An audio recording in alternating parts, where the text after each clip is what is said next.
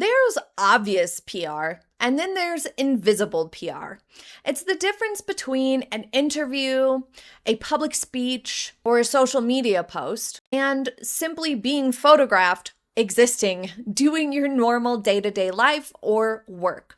Or your work making the news for a positive reason, hopefully. And a lot of people, the Meg included, erroneously think that overt, obvious PR, very, very active PR, where you're out there putting out messages yourself in any sort of a manner, is the best way to curate your public image.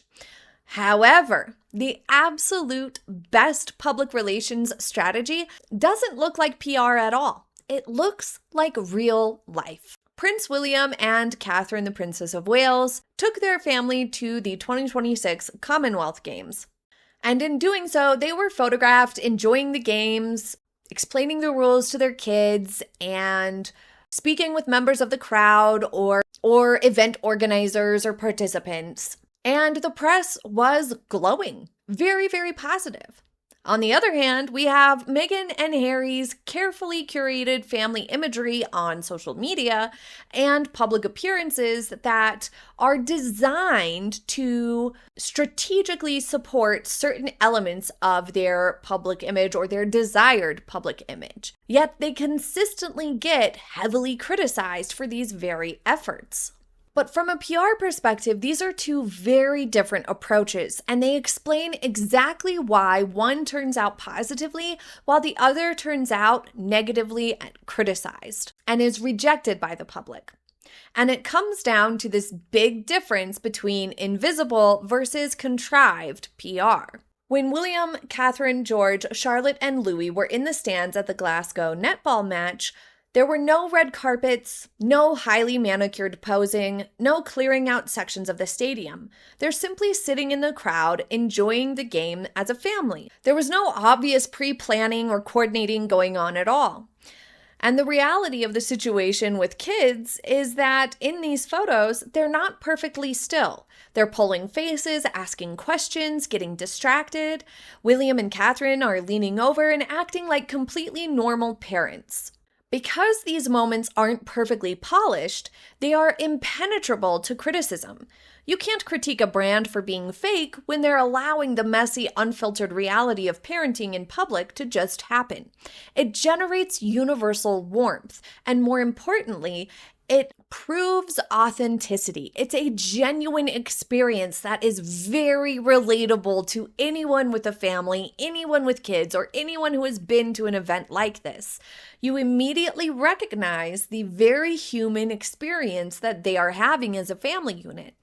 And it sends a very clear message that they are real people, a real family with real kids doing real life. And they are existing in the public eye, and there is publicity and there is interest in what they're doing, but they're still just going about their business and their normal life.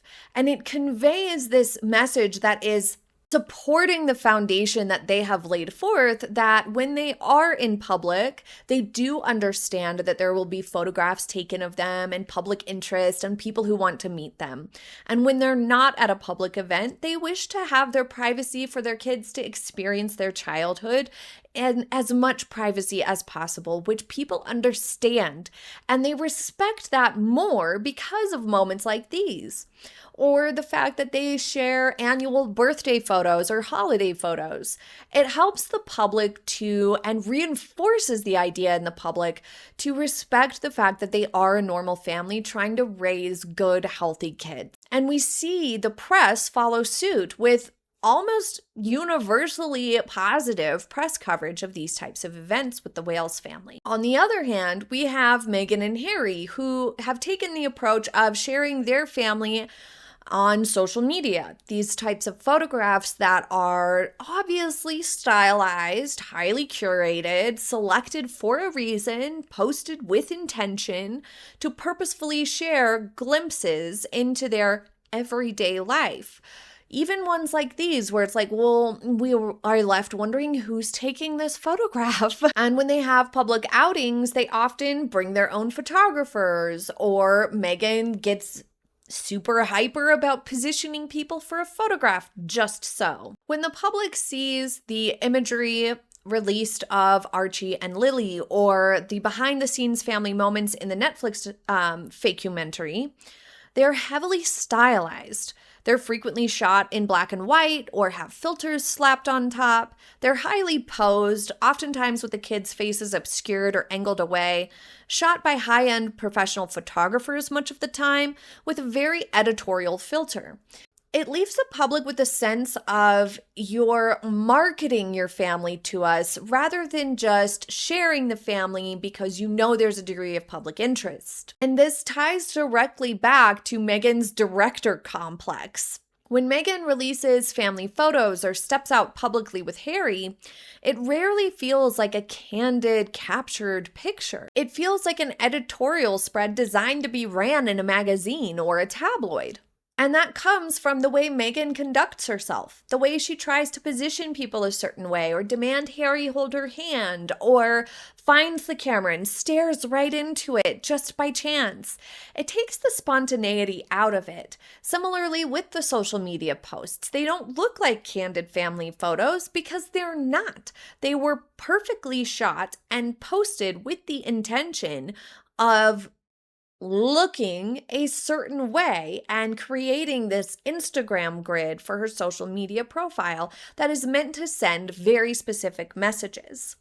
This tight grip on the optics fundamentally alienates the viewer. It signals you're only allowed to see exactly what I have curated for you. And you're not allowed to see any spontaneous, genuine moments of parenting or existing or just being in the public eye at all. And the reality of why this doesn't work and undermines her attempts at being relatable is simply because audiences reject hypercuration. People connect through shared flaws, challenges, common experiences like wrangling bored kids at a sporting event. When a brand or a celebrity or the Meg presents only flawless, heavily directed imagery, it triggers our subconscious inauthenticity alarm.